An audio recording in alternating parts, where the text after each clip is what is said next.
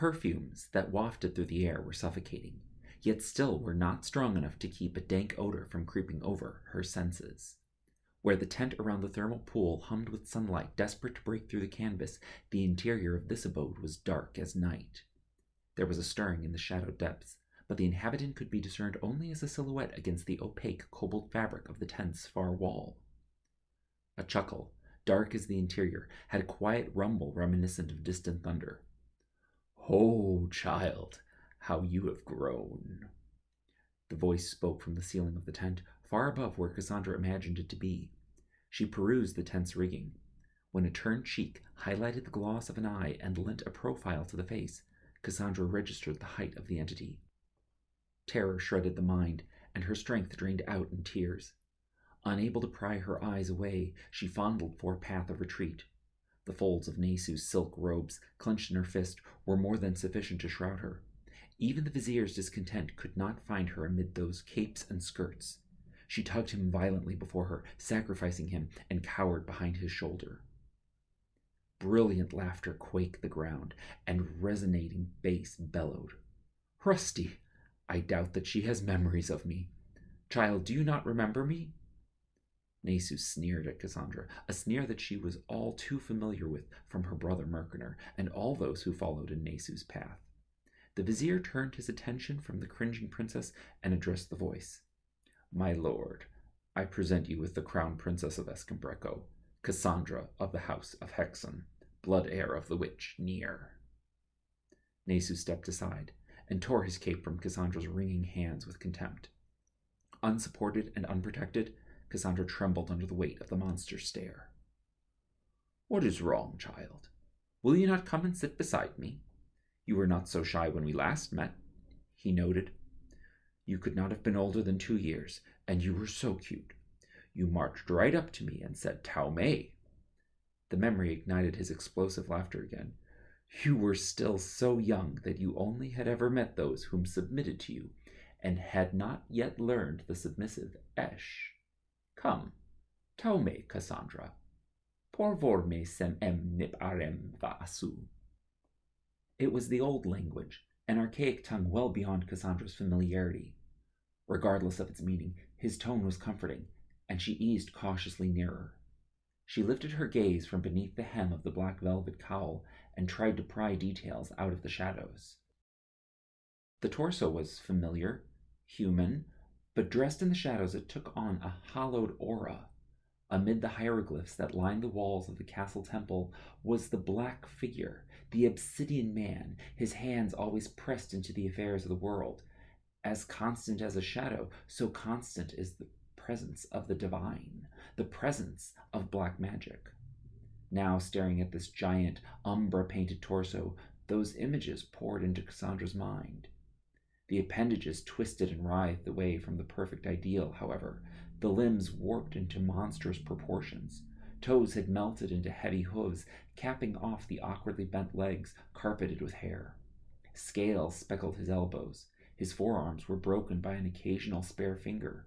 Claws sprouted from his palms. The features of his face were faunal, but hardly recognizable. Tusks sprouted from his distinct underbite. His pointed nose seemed smashed under his heavy brow.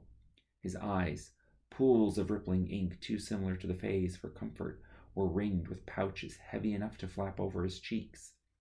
Coarse hair streaked from his scalp, along his spine, and down the length of his tail. The most stunning feature was the thick, curved horn planted in the center of his forehead. He had leaned in toward her and smiled. "Come, child, do you remember me?" "I am afraid to say I do not." "Do you know who I am?" "Only from what I have just gathered, you are my lord." Her voice had not quaked yet, and with each word she felt more comfortable conversing with him. "I am the Orkan. Is this name familiar to you?" Cassandra's strength drained, leaving a gap that she tried to fill with a gasp. "Lord Orkan, I take this moment to apologize.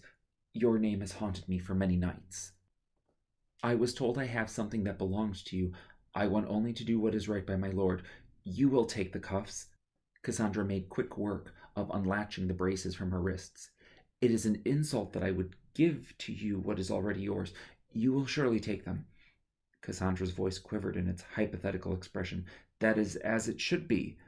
She held the armbands out to him and kept her gaze and attention averted. Nesu was overwhelmed, having not noticed the vambraces, and having failed to discern their significance. The want showed on his face as his composure crumbled. Oricon stared down at the vambraces for a long while. They are broken. Cassandra's heart clenched. What? Would she be held accountable? My lord, I beg of you, what do you mean? How can you say that they are broken? You can take them off. Cassandra could not grasp Orcon's enigmatic response. A demon's cuffs cannot be removed, save by black magic. You have broken the one talisman that would place me back into its arms, the one talisman that would bind me there. Disappointment weighed on his voice and brow. Cassandra stuttered, I am sorry. Perhaps you should not be, child.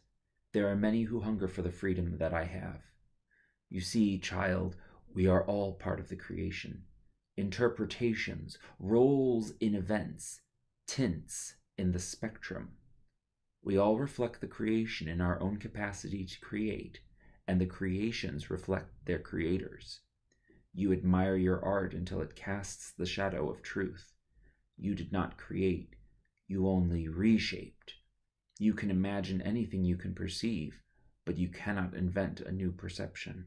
You can fuse disparate perceptions until the conglomerate feels new, but it has always and will always have been a conglomerate of what black magic has already allowed. The Tawesh must change on its own.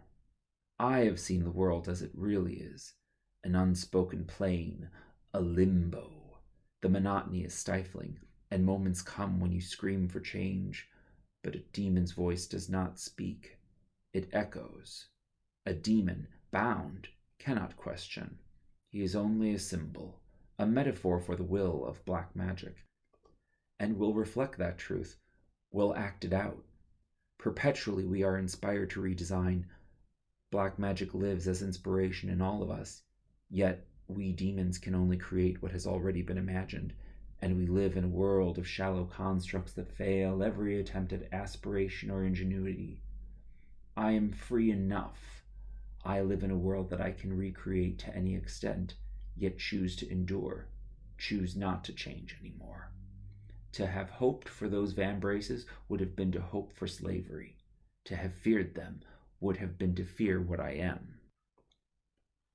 I know this feeling, Cassandra began. Her eyes were warmly lit. I know this feeling. When Sedwa captured me. Sedwa was behind this? Nesu asked. Wait. Cassandra stumbled over her own thoughts. What? How did I get here? Where am I? Orcon spoke. I brought you here. I brought Nesu here. I did not intend to, at first. I heard so much breaking. I heard my cuffs breaking, my heart breaking. Since the beginning of time I have waited for this sound. I could not ignore the call. When I saw your predicament, I knew I had to intercede. The boy was clutched too tightly in your arms to ignore. I could smell Nesu for miles. He has a presence about him that weighs on us. It was not beyond me to round them up. Your company waits on you, Princess. You are in a valley in the western ranges, near the source spring of the Lesser Wyvern River. We are on the far side of Escambreco, Cassandra whimpered. I knew you would be safe at my side, Orcon supplied. Sedwa did this? Nesu demanded. Did she touch you? What? Cassandra was startled. Yes. Nesu swooped down on her and pressed his cold, soft palms against her body. Where did she touch you? Cassandra reared and wrestled from under his grasp. Let go! Tell me, where did she touch you? She did not get it, Cassandra screamed and beat him back. She tried, but she did not get it. How do you know? Cassandra could not withstand the torrent of Nesu's furious demands. She crumbled under him. Tears dripped from the cracks in her metal. How do you know? Nesu bellowed. Because my cuffs are broken, Orcon thundered, distracting Nesu from tormenting Cassandra. Orkan's pinched gaze bore into Nesu and pressed the vizier back from the trembling princess. Nesu pursed his lips in fuming submission. Orkan turned his attention back to Cassandra. His brow bent sympathetically. He smiled and asked, "Is that not correct? You broke my cuffs, did you not? The pixie Sedwa did not pry black magic from you, did she?" Cassandra lifted her tear-flooded eyes, weak from the accusations. "It is all right, child," Orkan cooed. "Do not be afraid." I'm sorry." "You broke the cuffs," Orkan teased. Cassandra struggled to speak through her drying tears. "Sedwa, she reached inside of me and touched me," Nesu huffed, but Orkan shushed him. Cassandra continued, "It was so quiet, but it felt wrong. Sedwa was hurt. She burned her hand. She did not try again. The branch was bare." Nesu sighed. "See?"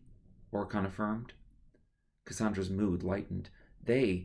Sedwa and Marco, worry stalled Cassandra when she heard Nesu huff, but she checked and she saw that his attention was elsewhere, more personal.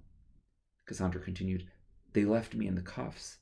For nights I could not perform any magic. I really tried, but nothing worked. I was not myself. A week ago I found a book in Castle Domara. It had a charm, a conjuration of black magic. I recited it." Orkan's eyes grew wide. "When I woke, Terrakan was by my side, and the chains were broken." "Castle Domara?" Nesu started. "You recited a charm?" Orkan prodded. Orkan shushed her. No, child. It might not make any difference now, but we will not take that risk. Witchcraft warps reality, but black magic creates it. As constant as a shadow, so constant is the presence of the divine. When you conjured black magic, you recreated reality with freedom from the cuffs. Omnipresence through time dictates that the ideas of the Tawesh are constant. Time has no bearing to the changing mind of the infallible deity. Thoughts had tomorrow applied just as much yesterday. You tainted not only the condition of your incarceration, but the very existence of those cuffs through time. Your will could not break the vambraces when the Tawesh was already convinced that they were broken. Already broken, you could not actualize their destruction. It was simply a matter of recognizing your freedom. If they were already broken, then my other magic should have worked. The cuffs are broken in that you can take them off. As a witch, you alter reality, but any alteration you make rejects the reality that already has been created. You lie in contradiction to the will of the Tawesh. To make you understand the suffering of the creation, you were crushed by black magic. You are poisoned with inspiration and doubts that you have no capacity to fulfill. My cuffs paired you with black magic. You convinced the Tawesh to let you be free. As I said, bound, you are a metaphor for the Tawesh. Your magic expresses your will, but in the cuffs, you express the will of the Tawesh. What could you actualize that did not already exist? All you would ever have been able to create is already created. Your lack of ingenuity is what proves you are a creation. You experienced it as a limitation, and once experienced, you fell into alignment with the will of the Tawesh. Once aligned, you invoked the charm and recreated reality in your own image. Orkan waited, letting this sink into Cassandra's mind. Now do you want to walk in the demon's desert for a moment? Nesu tried to warn Cassandra, but before he could say anything, she blurted, "Yes!" You recreated reality in your own image, and the only thing that changed was your freedom. The dark, quiet atmosphere spared Cassandra any distraction while the idea wove itself into the tapestry of her mind. It was a slow process, delicate and fragile. The wheezing rhythm of sleepy breaths counted the moments that passed. At last, Cassandra lifted her eyes to match the demon's. "It seems petty."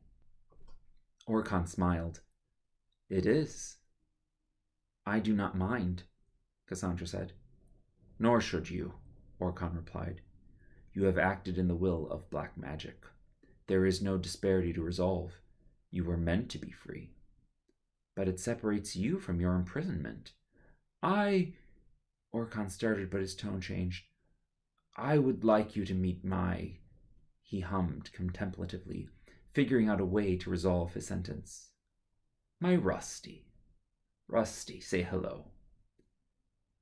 Tao Mei, came an alto rasp near the demon's shadow-dressed torso.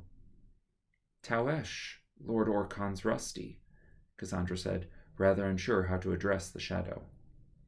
Come, Orkhan said. Let us show you our home.